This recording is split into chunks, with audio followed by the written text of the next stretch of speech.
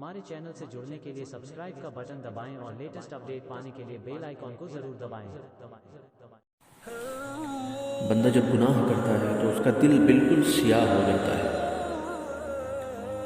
जिस कदर वो गुनाह करते जाता है उस कदर उसका जो है दिल सियाह होता जाता है, काला होता जाता है, और वो और गुनाह की तरफ राग़िब होता है और गुनाह करने की कोशिश करता है।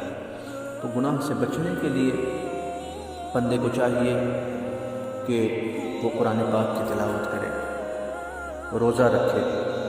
बंदा जब रोज़ा रखता है तो उसका नफ्स जो है वो काबू में रहता है और कुरान की तिलावत करता है बंदा, तो अल्लाह की खशियत, अल्लाह का खौफ उसके दिल में पैदा होने लगता है। लेकिन कोई बंदा जब गुनाह पर आमादा होता है, गुनाह करने की कोशिश करता है, गुनाह करने लगता है, बार बार गुनाह करता है, तो बंदे का दिल जो है वो बिल्कुल काला पड़ जाता है। गुनाह करते करते करते करते इस कदर काला पड़ जाता है कि अब उसका जहन, उसका दिमाग जो है वो नेकी की तरफ आने की कोशिश ही नहीं करता, नेकी की तरफ आता ही नहीं है, उसको सिर्फ़ और सिर्फ गुनाह ही नज़र आता है।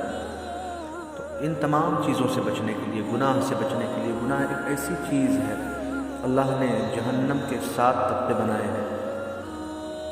बंदा गुनाह करता है, जिस कदर वो गुनाह करेगा उसी कदर उसी तबके में, जहन्नम के निचले तबके में उसको डाला जाएगा। और जहन्नम की आग, अल्लाह अकबर, इतनी ख़तरनाक आग है कि अगर रिवायतों में आता है कि अगर उस आग को सुई के नोके के बराबर भी अगर दुनिया में खोल दी जाए तो उसकी जो गर्मी है, उसकी जो हरारत है, उसकी गर्मी से पूरी दुनिया झुलस कर राख हो जाएगी।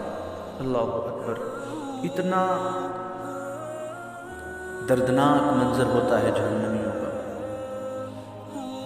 गुनहगारों का, कि जब बंदा जहन्नम में जाता है, यहाँ दुनिया में रहकर बंदा बहुत अच्छी अच्छी ग़िज़ाएँ खाता है, बहुत अच्छे अच्छे मशरूबात को पीता है, लेकिन अगर गुनाह करके वो इस दुनिया से रुखसत होता है तो यहाँ जो मशरूबात पी के जाता है, यहाँ से जो खाना खा के जाता है, वो कुछ नहीं मिलने वाला।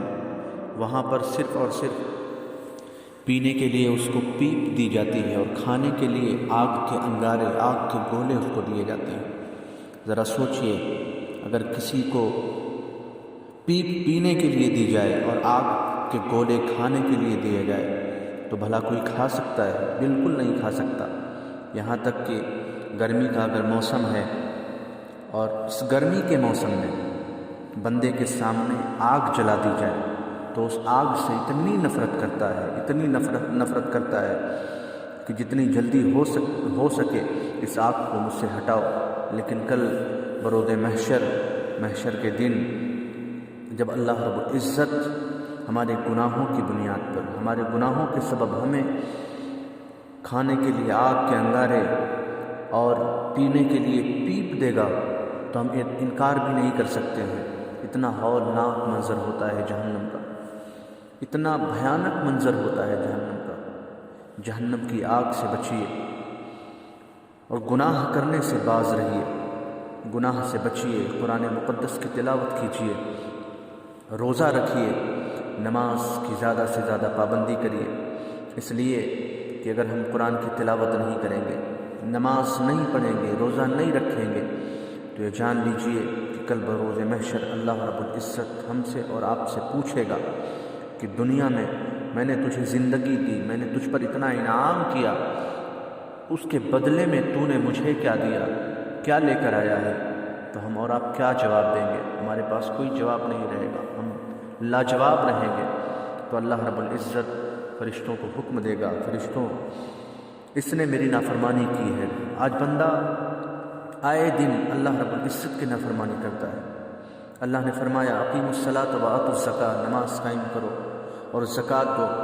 नमाज तो कायम नहीं करता है, इस्तिताअत होने के बावजूद भी, माल होने के बावजूद भी, दौलत होने के बावजूद भी बंदा अल्लाह की बारगाह में ज़कात नहीं देता। मुसलमानों, याद रखो, ये जो इनामात हैं, ये जो माल और दौलत का ज़ख़ीरा तुम्हारे पास मौजूद है, ये तुम्हारा कुछ नहीं है। अगर अल्लाह की नवाज़िश ना होती, اللہ کا انعام نہ ہوتا، اگر اللہ رب العزت نے ہمیں اور آپ کو نوازا نہ ہوتا تو ہمارے پاس کہیں سے بھی نہیں آ سکتا ہے۔ ہم اتنے گناہ کرتے ہیں، ہم اتنے عذاب کرتے ہیں، ہم اتنے گناہ کرتے ہیں، ہم اتنی برائیاں کرتے ہیں، لیکن پھر بھی اللہ رب العزت کا انعام کرم دیکھو۔ ہم صبح اٹھتے ہیں تو اللہ رب العزت فرشتوں سے یہ نہیں کہتا فرشتوں جاؤ آج اس نے فجر کی نماز نہیں ادا کی ہے، جاؤ اس نے آج میری نافرمانی کی ہے، آج اس کے گھر میں سورج کی شعاعیں نہیں پڑنی چاہیے، سورج کی کرنیں نہیں پڑنی چاہیے۔ ایسا کچھ نہیں کرتا۔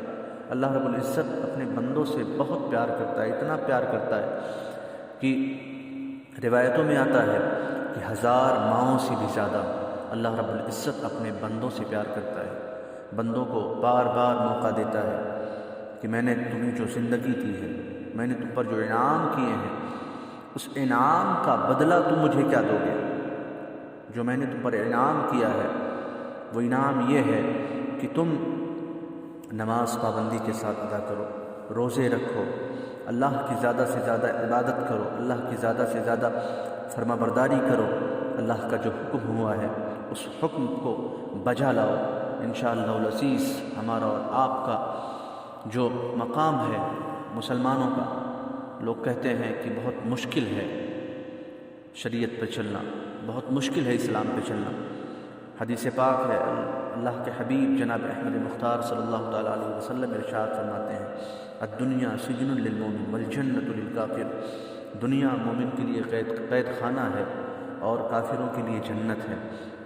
تو اس قید خانے میں اپنے دنیاوی جیل کو دیکھا ہوگا، تو دنیاوی جیل میں بھی بندہ اگر رہ کر وہ صحیح طریقے سے وہ اپنی زندگی اس جیل میں گزار لیتا ہے، بلا کسی برائی کے، بلا جھگڑا مار پیٹ کے اگر وہ گزار لیتا ہے تو اس کی سزا کم ہو جایا کرتی ہے۔ اسی طریقے سے اللہ نے اگرچہ مومنوں کے لیے دنیا کو قید خانہ بنایا ہے، تو اس قید خانے میں ہم رہ کر اگر صحیح طریقے سے اللہ کی عبادت کریں، اللہ کی ریاضت کریں، اللہ کی بارگاہ میں اپنی پیشانی کو جھکائیں، تو میرا یقین ہے کہ اللہ رب العزت اتنا مہربان ہے، غفور الرحیم ہے، ہمیں اور آپ کو بخشنے والا ہے۔